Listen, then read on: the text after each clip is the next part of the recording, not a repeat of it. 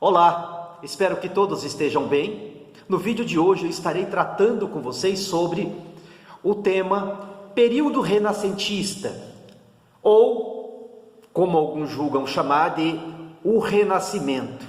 Afinal, o que foi o Renascimento?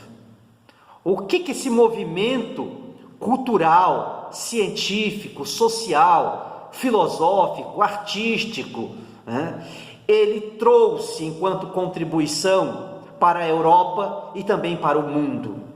E eu quero, a partir de agora, falar um pouco sobre o que foi esse movimento e quais são ou quais foram as suas principais características.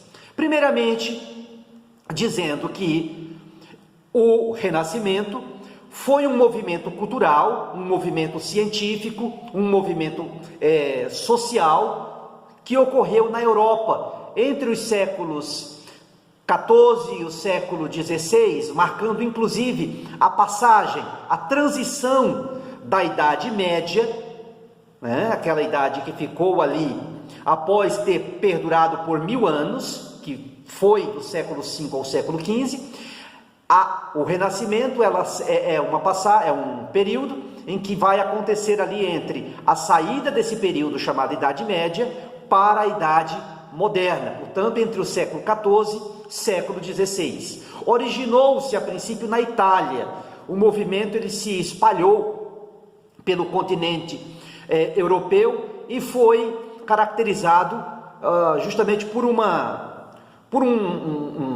nova visão de mundo, por uma nova forma de se ver o mundo a partir de novas perspectivas, de novas formas, baseando-se exclusivamente no que se convencionou chamar de humanismo, e também no racionalismo, na ideia da razão, na ideia da inteligência, e também na redescoberta dos valores da antiguidade clássica, e se inspirando inclusive nos pensamentos gregos e nos pensamentos da Roma, nos pensamentos romanos, portanto, nos pensamentos greco-romanos. E as suas principais características são, primeiro, como eu disse, o movimento se inspirou fortemente na questão do humanismo, ou do antropocentrismo também, ou seja, a visão de mundo deixou de ser naquele momento teocêntrica, ou seja, começaram a não mais focar exclusivamente em Deus, como aconteceu no decorrer de todo o período da Idade Média, desde o século V ao século XV. Agora, a partir desse novo movimento, o movimento renascentista, agora todos os olhares se voltam justamente para a pessoa humana. É aí que vai entrar o fator antropocentrismo, antropos, do grego homem, centrismo, centro. Agora é o homem no centro, é o homem recebendo a valorização a partir das suas potencialidades e das suas capacidades. Não é? É o homem sendo colocado no centro do mundo, no centro dos estudos que passaram a ser realizados por muitos homens que naquele momento se destacam, justamente por conta da forma como eles se colocam perante essa ideia do humanismo. É tão verdade isso que, se a gente pega, por exemplo, o próprio Leonardo da Vinci, que foi um dos grandes renascentistas, um dos grandes artistas da época, uma das suas obras, que é o Homem Vitruviano, a gente vai ver ali justamente aquela figura em que o homem se encontra no meio de um círculo, sendo colocado ali no centro, sendo colocado ali como a figura principal desse movimento. O homem no centro de todas as coisas. Então, o humanismo, a valorização pelo humano, a valorização pelo sujeito vai se dar de uma forma muito intensa. O segundo ponto é o racionalismo. O período renascentista vai se dar e vai focar fortemente na questão do racionalismo, da razão, da mente pensante. Valorizar-se-á muito essa questão do pensamento crítico, essa ideia da inteligência humana sendo colocada em prática, é algo que vai ser colocado em destaque durante esse período.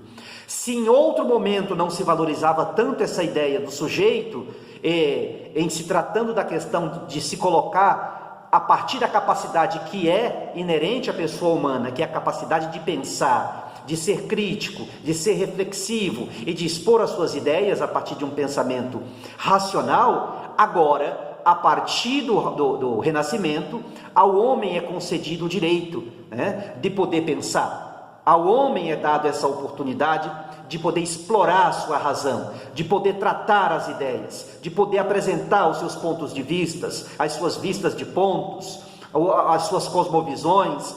Enfim, o homem agora é colocado no centro e a questão da razão vai ser algo extremamente valorizado pelos renascentistas. Um outro ponto que a gente precisa também destacar aqui, que foi fortemente destacado durante o período renascentista, foi a questão do classicismo.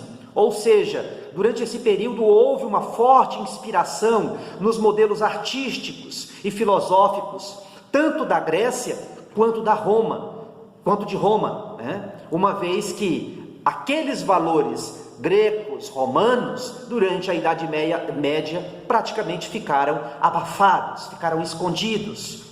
Então, o resgate desses valores, desses princípios, o resgate de todas estas coisas relativas ao período greco-romano, agora com o advento do Renascimento, começam a ser então resgatados, começam a renascer, né? É daí que vem a palavra renascimento, renascer, voltam a surgir. E eles começam então a serem valorizados também, as artes, as ciências, inclusive o próprio humanismo, a forma como se via o ser humano na Grécia e em Roma, né? Agora isso volta novamente a se destacar durante o período, que é o período do Renascimento.